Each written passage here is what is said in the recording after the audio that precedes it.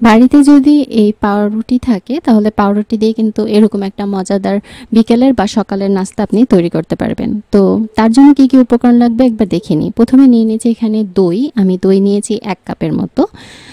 এবার দিয়ে দেব হচ্ছে জিরার গুঁড়ি, এখানে আমি আধা চা চামচ জিরার গুঁড়ি দিলাম। তারপরে দিয়েছি গোলমরিচ গুঁড়ো 1 চা চামচ, লবণ স্বাদ মতো।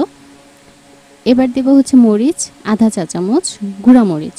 তারপরে দিচ্ছি একটু পুদিনা পাতা, এখানে আমি পুদিনা পাতা ধুয়ে ভালো করে কুচিয়ে নিয়েছি, এখানে আমি আধা কাপের মতো দিচ্ছি। এবার 1 চা চামচের মতো বাটার দিয়ে তারপরে সবগুলো উপকরণ খুব ভালোভাবে মিশিয়ে নিতে হবে।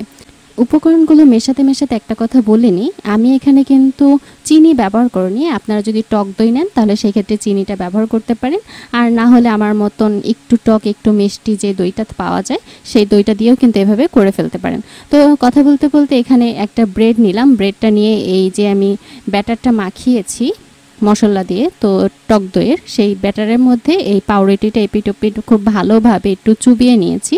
এপিটোপিট আর কি মাখিয়ে নেবার পর একটা প্যানের মধ্যে একটু বাটার দেবেন, বাটারটা যখন পুরোপুরি গলে যাবে তারপরে রুটি দিয়ে এপিটোপিট একটু হালকা ব্রাউন করে ভেজে নিতে হবে। তো দেখতে পাচ্ছেন এক পাশ কিন্তু খুব সুন্দরভাবে ব্রাউন কালার হয়ে গেছে, আমি আবার উল্টে পাল্টে খুব সুন্দর করে কিন্তু রুটিটা তো করে নিলাম। তো আমি প্রসেসিংটা আবার একটু দেখিয়ে দিচ্ছি।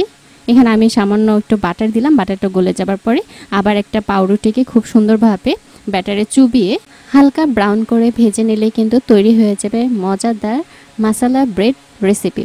তো এভাবে করে আশা করছি আপনারা বাড়িতে তৈরি করতে পারবেন। তো আমি একে একে সবগুলো পাউরুটি এভাবে করে ভেজে নিয়েছি, তো দেখতে কিন্তু মাসাল্লাহ খুবই সুন্দর লাগছে।